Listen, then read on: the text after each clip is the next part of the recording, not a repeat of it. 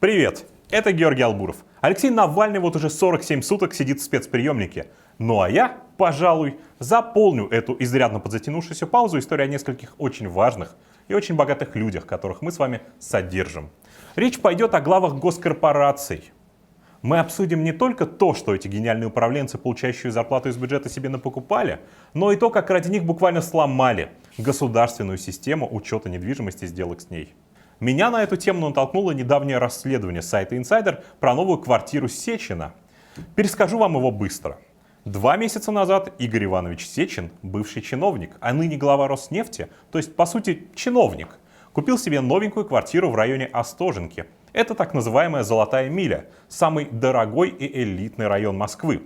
Квартира просто какого-то исполинского размера, 1229 квадратных метров, с бассейном на крыше, хамамом, винной комнатой, ну и занимает она целых 5 этажей. Все это обошлось ему в 2 миллиарда рублей, если считать по рыночным ценам. Ну, казалось бы, давно должен был выработаться иммунитет, но меня по-прежнему просто бесят такие истории. Мы видели уже и гигантский дом на Рублевке, который Сечин построил, а потом сразу снес. И дом в Серебряном Бару, который остался бывшей жене, и грандиозную, почти 100-метровую яхту, названную «Святая принцесса Ольга». Это в честь новой жены. Видели даже ложечки по 15 тысяч рублей и икорницы по 83 тысячи рублей, которыми должны были укомплектовать служебный вертолет Сечина. Но вот зачем, реально зачем и кому может понадобиться квартира размером с хоккейную коробку? Что там Сечин делает вечерами? В общем, долго я на Сечина с его собственной пятиэтажкой злился, а потом подумал. Ведь Сечин-то сам реально не понимает, в чем его проблема. Его пресс-секретарь, по указанию босса, естественно, велел журналистам идти, простите, в жопу с вопросами о квартире. И я вам точно говорю, это наилучшим образом отражает позицию самого Сечина. Сечин не видит проблемы или противоречия в том, что он управляет государственными, то есть нашими с вами ресурсами. И при этом живет как самый роскошный персидский шейх. У Сечина логика такая. Я носил за Путиным портфель, был его секретарем, мне полагаются миллиарды рублей. Все. С какой стати Сечину вообще в чем-то себе отказывать? Ведь Миллер-то, глава «Газпрома», ни в чем себе не отказывает. У Миллера квартира не менее солидная, трехэтажный пентхаус, 775 квадратных метров, прямо возле Дома правительства. Если Миллеру надо в Петербург, то и там у него все прекрасно. Квартира в центре 400 квадратных метров, целый этаж с мансардой, с которой видно Петропавловскую крепость, Эрмитаж и стрелку Васильевского острова. Ну и добираться в Питер Миллер будет тоже не на электричках, убегая от контролеров балагом. 11 частных самолетов на службе у «Газпрома» без проблем доставят его в любую точку мира. Миллеру тоже, как и Сечину, все это полагается. Он в начале 90-х носил Путину бумажки на подпись, был его замом в питерской мэрии, поэтому сейчас, будьте добры, несите миллиарды. Ну или взять, например, Николая Токарева. Николай Токарев служил в КГБ, работал в Дрезденской резидентуре вместе с Путиным. И как мы уже догадываемся, что это обеспечивает? Правильно, должность главы госкорпорации «Транснефть». «Транснефть» — это крупнейшая в мире нефтепроводная компания. Она перевозит почти всю российскую нефть. Токарев возглавляет ее больше 10 лет и решительно ничем не отличается от других глав госкорпораций. У него в шведском тупике около Тверского бульвара 3 соседние квартиры с суммарной площадью 560 квадратных метров. Стоят они примерно 750 миллионов рублей. Дочь буквально в 5 минутах пешком в элитном комплексе Брюсова 19. 270 метров в квартире за 600 миллионов рублей. Ну и дача. Ну куда же без дачи? Вот она. Дом 1500 метров. На участке размером в 5 гектар построена еще куча других построек. Ну и, конечно, разбиты сады с вип-парником по центру. Все это оформлено на 67-летнюю пенсионерку, жену Токарева. Вот так выглядят только официально оформленные активы чиновника с пожизненным стажем. И я перехожу к гвоздю нашей сегодняшней подборки. Соседу Путина вот по этой панельке в Дрездене, тоже резиденту КГБ в прошлом, Сергею Викторовичу Чемизову. В очереди за госкорпорациями Чемизову досталось одно из лучших мест. Он управляет компанией Ростех. Это структура, в которую входят 700 высокотехнологичных компаний. Например, Вертолеты России, Калашников, КАМАЗ, АвтоВАЗ, ВСМПО, Ависма, которая снабжает титаном даже Боинг. Да что там, даже национальная иммунобиологическая компания, которая создана для замещения импортных лекарств отечественными аналогами. Все это Чемезов. А теперь переместимся от этих солидных компаний в московский шведский тупик. В том же самом доме, что и у коллеги Токарева, у Чемезова тоже две соседние квартиры. Суммарная площадь 370 квадратных метров, оформлены на сына и бывшую жену. С новой же женой Екатериной Игнатовой Чемезов переехал совсем недалеко, на Поварскую улицу. Там две квартиры общей площадью 645 квадратных метров. У сына Чемезова квартира и не в центре, и поскромнее. 342 квадратных метра на Воронцовом поле. Суммарная стоимость этой недвижимости 1 миллиард 600 миллионов рублей. Ну и дача.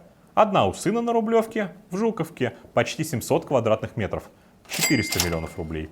Другая у самого Чемезова в Акулинино. Опять же, по соседству с Токаревым. Они прямо друг от друга ни на шаг не отходят. 140 метров между соседушками. Участок 6 гектар, хозяйский дом 1600 метров, гостевой дом 500 метров, куча других строений и теряющийся на фоне остального участка теннисный корт. Спешу вас порадовать эксклюзивными фотографиями с земли. Вот посмотрите, какой у главы госкорпорации Ростех двор. Статуи обнаженных женщин, каскадные фонтаны. И вот, главный фонтан с колоннами и львом. Сразу видно, государственный человек. Хотя это лучше видно по фотографиям изнутри самого имения. Посмотрите, какой классный рыцарский зал. Чемезов его себе построил. Гигантские окна, потолки, люстры, но больше всего мне нравится, разумеется, трон. За фотографии спасибо рабочим, которые строили Чемезову эту дачу. Им, очевидно, Чемезовский дом тоже очень понравился. Вы, наверное, обратили внимание, что раньше я показывал вам кучу справок, а про Чемезова одни картинки. И этому есть объяснение. И оно в том, что Чемезову на самом деле все это не принадлежит. А принадлежит это все, внимание, Российской Федерации. И мраморная женщина, и каскадные фонтаны, и даже рыцарский зал. Все это официально федеральная собственность. Это Россия! И у нас есть справочка, если не верите. Вот, правообладатель. С 2010 года Россия купила участок у частной компании. Догадываетесь уже, в чем фокус?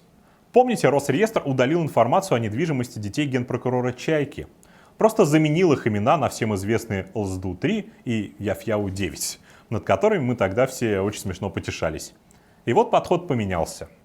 Новый способ спрятать недвижимость путинского жулика – это просто удалить его имя из Росреестра и заменить его на Российская Федерация, чтобы выглядело как обычная госсобственность. Там нет никаких кодов или пометок типа «для служебного пользования» или что-то такое. Это реально оформлено, не знаю, как мавзолей.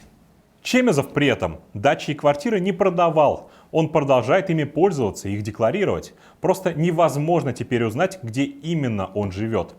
И мы бы никогда не узнали, не сохранись у нас старые выписки на эти участки, до того, как Сергея Викторовича закодировали.